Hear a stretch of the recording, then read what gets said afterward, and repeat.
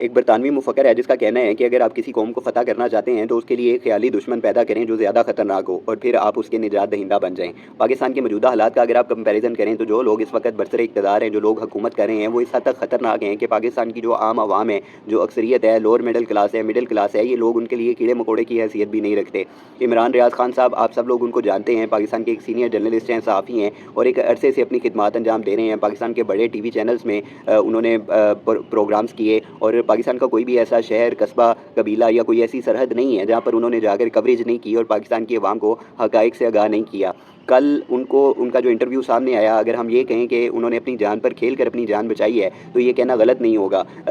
3 attempt کیے گئے جن میں سے 2 ناکام ہوئے اور تیسرے میں اللہ نے ان کو کامیابی دی، اور ایک طویل سفر جو 17 گھنٹے کا پیدل سفر ہے، جس میں پہاڑ ہیں، جس میں میدان ہے، جس میں صحرا ہے، جس میں سمندری علاقہ ہے سارا، اور جہاں پر آپ موبائل کی لائٹ تک نہیں جلا سکتے، اور اسی سفر کے دوران ان کو چہرے کے اوپر بھی زخم آیا، ان کے پیٹ کے اوپر بھی زخم آیا، تصویر آپ نیچے دیکھ رہے ہیں۔ تو یہ ان کو بھی انہوں نے وہ راستہ چنا جہاں پر ان کی جو زندگی کے چانس تھے وہ 0% تھے، اور انہوں نے یہ رسک لیا اور اللہ نے ان کو اس میں کامیاب کیا۔ اللہ نے ان کی زندگی لکھی ہوئی تھی، مارنے والے سے بچانے والا بے شک بڑا ہوتا ہے، اور اللہ نے ان کی جان بچائی اور وہ پاکستان سے لندن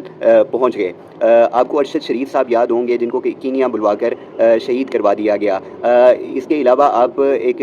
ڈرامہ لگتا تھا جو 90s میں بڑا مشہور ہوا تھا، دھواں ڈرامہ، ان میں جو کریکٹر تھا ایک عاشر عظیم صاحب کا، وہ بھی پاکستان کے اس نظام کے خلاف تنگ آ کر ان کو بھی یہاں سے رخصت لینی پڑی، اور انہوں نے کچھ عرصہ پہلے ایک فلم بھی بنائی تھی جس کا مالک نام تھا، اور اس فلم کو پاکستان کے اندر بین کر دیا گیا تھا، اور اس پر پابندی کی وجہ یہ تھی کہ اس فلم کے اندر پاکستان کے جو سیاستدان ہیں، جو ایک جاگیردارانہ نظام ہے، وہ دکھایا گیا تھا، اس وجہ سے وہ مالک فلم پاکستان کے اندر بین کر دی گئی تھی۔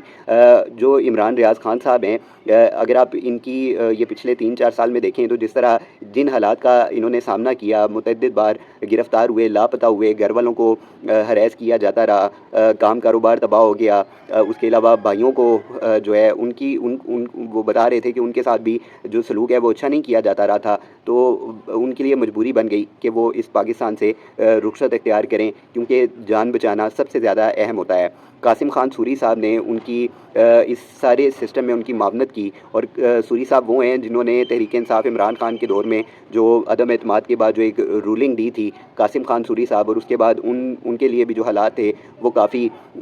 مشکل ہو گئے تھے۔ تحریک انصاف کے جتنے بھی ممبران تھے ان کے لیے ان مشکلات کا ان کو سامنا کرنا پڑا، ابھی تک کرتے آ رہے ہیں۔ تو یہ ساری چیزیں ہم نے دیکھیں، لیکن افسوس یہ ہے کہ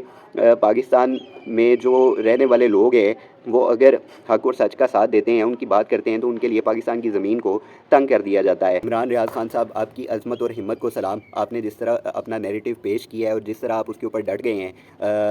آپ کو سلوٹ پیش کیا جاتا ہے، اور آپ دعا ہے آپ کے لیے کہ آپ اللہ آپ کو اپنے حفظ و امان میں رکھے اور آپ جلد از جلد پاکستان میں، اپنے ملک میں واپس لوٹیں۔